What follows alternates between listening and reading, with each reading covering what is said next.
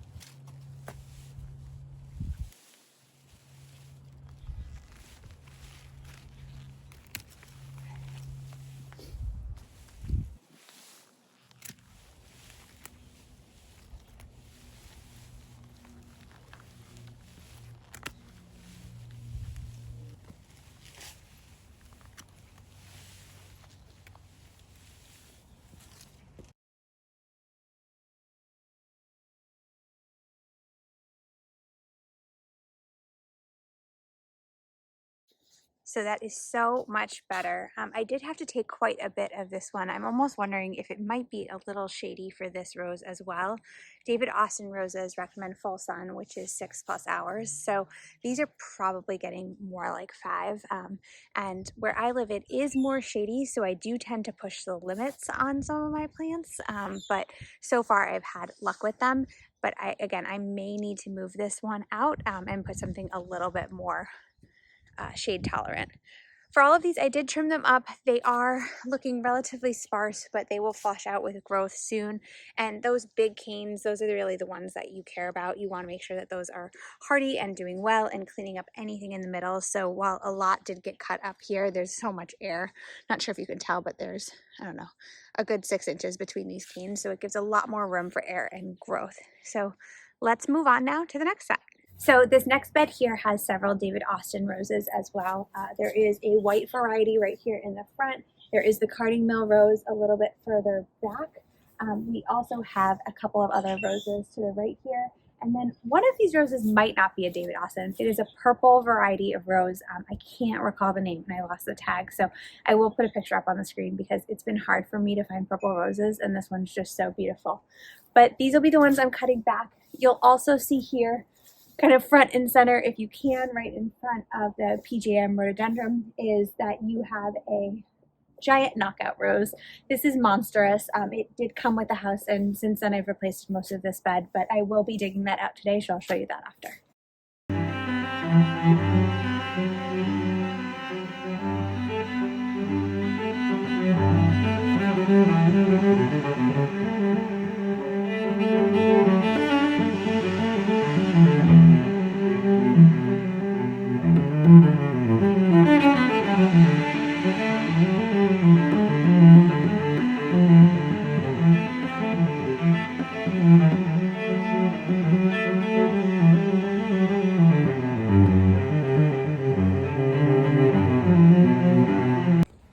I did want to show you one more thing that happens with roses is you do want to plant them, especially roses that don't grow on their own root. You do want to plant them below that graft line. So this one is the rose that I'm going to be moving.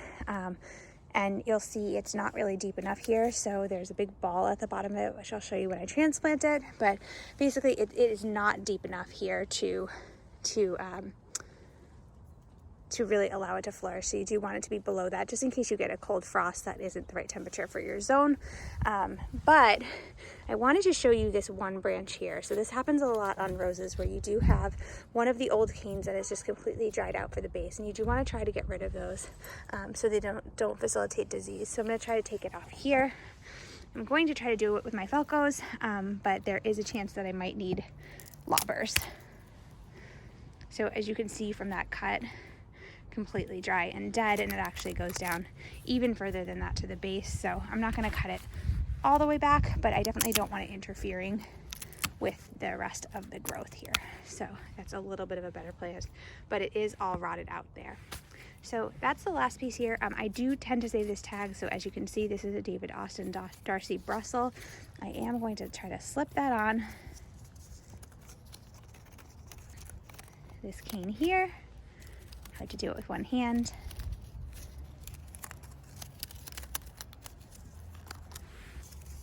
So that I can remember that going forward, and I will transplant it, so it might be a little bit easier when I transplant. I did cut it before I transplant. I find that that makes it a little bit easier to dig something out and move it. There's probably mixed results on if that's really the right way to do it, or if you should move it first, give it some time to establish, and then cut it back. But for this one, and especially roses for me, they're really big and cumbersome with big thorns. See how big these thorns are. They're really huge. So I try to make it as manageable as possible when I am doing a transplant so as not to get stabbed. So this is the giant rose bush. That is the old rose that I'm going to be transplanting. It is an old knockout rose. It is relatively tall, about 4 feet tall, I would say. And as you noticed from me doing the work on the hill, it is a hill. Hill gardens have their own advantages. You know, they create beautiful rooms with the rocks and stones, and I can show you some great pictures of that. But they are also difficult to garden and landscape on at times. So as you saw over on the other bed, it was easy for me to stand and garden. This one, not so much. you really have to climb in, and I have so many buds growing in this bed. I think I planted in this bed alone probably 500 to 600 tulips and daffodils, and in the other beds a couple hundred each. So lots of buds coming up. So really have to be spry with your steps and make sure you don't step on any bulbs, which is inevitably going to happen once in a while, but doing my best there. So when you dig up a rose like this, what I try to do is get as far out as I possibly can, the circumference around it. As I said, there are all types of tulips and daffodils here, so I'm going to be really careful as to not dig those up or crutch them if I can help it. I am going to prune this way back. I am getting rid of this rose. As you can see, there's only a little bit of viable rose that's actually coming out. The rest of the stalks are dead and really, really old there and rotted. So I'm going to cut it all the way back to the ground as far as I can so that I don't get stubbed, and then dig it out and then move the other rose into its place. So let's get started.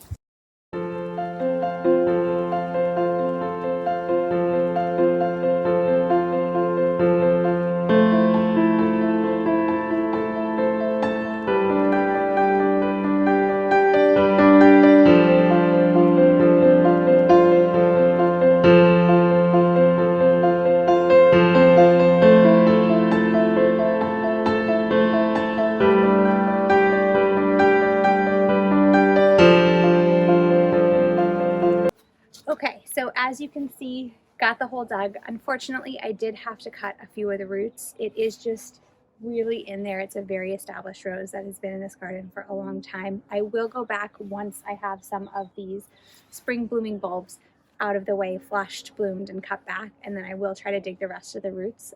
Gardening on a hill, as you can see, a little bit treacherous, and really trying not to step on any of these tulips and daffodils and kind of crush them given their state. I had to balance on a couple of rocks to make that happen, so I'm sure it was humorous. I think my neighbors find it humorous to see me gardening as well on these hills, but it does make for a beautiful kind of sloped presentation when you do garden. So the hole is dug to the best of its ability right now with the old rose bush out, and now I'm going to transplant the new rose bush in. I will use Biotone starter fertilizer as the fertilizer for the transplant. This helps to transplant, this helps when you're transplanting new flowers. So it's been a good option for me, especially because I am putting this in a hole that had an existing rose. Roses don't really like that. So they want to be at least 2 to 3 feet apart from other roses, and they also don't want to be in a hole where there was another rose there prior. So I will monitor this. I take risks in my garden. I don't mind digging things up and moving things around, so I will monitor it. The place where the rose is right now, which is the Darcy Brussels, just at the end of the bed here, it's just too close to the end of the bed, and it's tall. So when you're planting, you really want your tall plants towards the back and your shorter ones, like your creeping phlox, here towards the front. So having it in the back, towards the back of the bed, I think will be a lot better. But as I said, I will monitor it, and if it shows signs of distress, I can always move it there. For the rest of the plants and roses, I will be fertilizing them as well today with rose tone. So this helps for roses and any woody stemmed plants. I also use this on hydrangeas, other woody stemmed plants as well. So I will be fertilizing today with this rose tone for all the roses that I've cut back, and I'll show you that as well.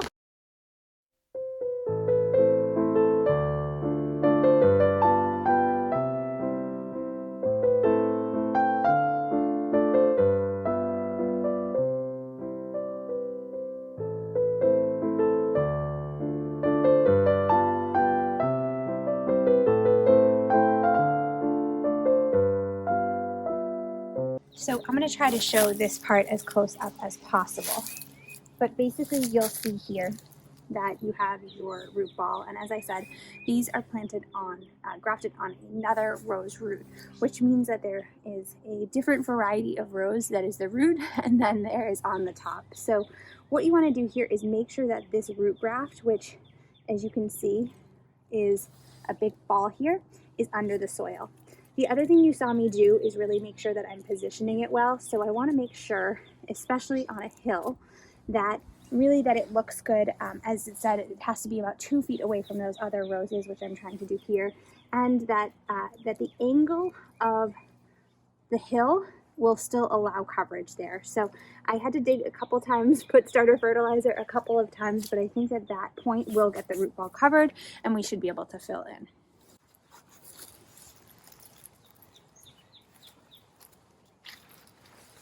And when you fill in, you really want to get around the roots so there's no air. So as you'll see, I'm trying to do that as well. And I do have some peonies here, which do not like to be covered in any way. So with those peonies, and as you saw, little bulbs that I'm finding here or there, I'm just making sure that I'm burying them. And then there's a peony right next to me here that I'll make sure does not get buried through this excess soil that I kind of have here. And we will do mulch in a couple of weeks as well. It's just a little bit early in the season for the local nurseries or Home Depot around us to start selling mulch, but we will get to that soon as well. So as you can see here, really just covering everything in. I do have my sunglasses on for safety, but you can see that that ball is totally covered now. So that will help protect it in the winter and make sure that we don't have any issues there. As the cold season comes, you want to make sure that that grafted root ball stays under so that you don't end up having the bottom rows come out. These are beautiful, beautiful David Austin roses, which are those old English roses, but underneath could be like a big red long stem or something a little bit more of a cheaper variety, but that does better in the winter, giving it a little extra hardiness. So I am tapping down the soil as well. Some people do this, some people don't, but with roses, they don't like too much air around their roots. So I just want to make sure that I've got the soil really secure in there. And as you can see, this is a hill. So hills, again, are difficult to garden on, and you really want to help prevent erosion in any way you can. So as you see here, just making sure everything's padded in, so if we do get a rainstorm, my phlox, which are on the bottom here, will not get completely crushed. So my last step here is going to be to water this rose in. As you saw, the soil is really dark. We have had some rain in the last few days, so the soil is nice and wet, but want to make sure that I give this plant a nice water in so it is ready to go and start to grow its roots as soon as possible. Our hose is not yet connected, so I am watering it like that, and unfortunately on a hill your water is going to drip down, so I will try to reach up and get the higher point, and it's still dripping down, but doing the best I can. I probably should have watered it in when it was still in the hole, so that it would have a lot of wet soil towards the roots, but that's okay. I haven't had lack of luck on roses from a watering perspective. As you might have seen in the front roses that I trimmed, I did run additional drip irrigation to those roses, so the ones in the front that do get more dry soil just because of the hill and runoff, they do have a little bit of an extra drip irrigation just so they don't get hit as much with that overhead water.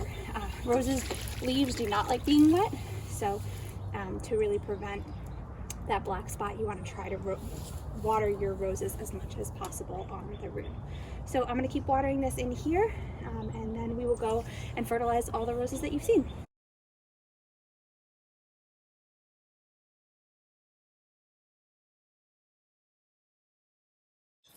So there you have it. I hope you enjoyed the video today and learned a little bit more about pruning roses and also transplanting in the early spring, and getting all those roses fertilized in. So I know I had fun. I'm out of breath a little bit from gardening on the slope, but a lot of fun always on a hill.